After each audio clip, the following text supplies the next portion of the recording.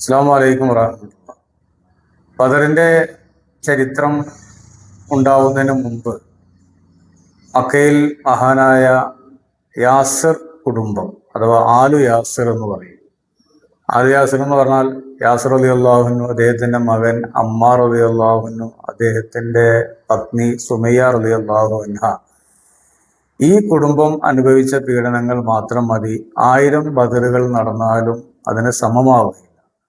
കാരണം യാസിർ റളിയല്ലാഹു അൻഹുവിനെയൊക്കെ പീഡിപ്പിച്ച എങ്ങനെയെന്ന് ചോദിച്ചാൽ ഒരു അടിമയായിരുന്നു. ഒരു യജമാന്മാർ ലാ ഇലാഹ ഇല്ലല്ലാഹ് മുഹമ്മദുർ റസൂലുള്ളാഹ് എന്ന് വിശ്വസിച്ചതിന്റെ പേരിൽ ചുട്ടുപഴുത്ത മണൽക്കാട്ടിൽ നഗ്നനായി കിടത്തുകയും അതുമാത്രമല്ല വലിയ തീ കനലുകൾ കൊണ്ടുവന്ന് മഹാനായ യാസിർ റളിയല്ലാഹു അൻഹുവിനെയും അവിടുത്തെ പത്നിയെയും അവിടുത്തെ മകനെയും ഒരു ഇരുമ്പിന്റെ ചട്ടയിലാക്കി ലോക്ക് ചെയ്ത് ആ തീ കനൽ കൊണ്ടുപോയി ഇട്ട് അവസാനം ഈ തീയിന്റെ ഇരുമ്പ് ചട്ട പഴുത്ത് അവരുടെ ശരീരത്തിൽ അതിൻ്റെ മുറിവുകൾ ഏൽക്കുമ്പോൾ ആ മാംസത്തിന്റെ ഗന്ധം വരുമ്പോൾ അവരെ തിരിച്ച് വീണ്ടും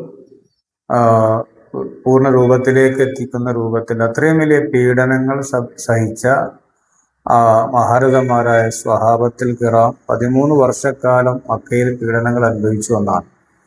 അപ്പോൾ അങ്ങനെ അതിനുശേഷമാണ് ബദർ എന്ന് പറയുന്ന മഹത്തായ ഈ പോരാട്ടവും യുദ്ധവും നടക്കുന്നത്. അതുകൊണ്ട് മഹാന്മാരായ ബദരീങ്ങൾ അവരെന്തുകൊണ്ടും നമ്മുടെ ജീവൻ നമ്മളിവിടെ നിലനിൽക്കാനുള്ള കാരണം മഹാന്മാരായ ബദരീങ്ങളാണ്. അവരില്ലായിരുന്നെങ്കിൽ നമുക്കിവിടെ ജീവിക്കാൻ കഴിയില്ല. അവരുടെ ഹക്ക് കൊണ്ട് അല്ലാഹു നമ്മുടെ എല്ലാ മുറാദുകളും ഹാസിലാക്കി തരട്ടെ. അസ്സലാമു അലൈക്കും വറഹ്മത്തുള്ളാഹി.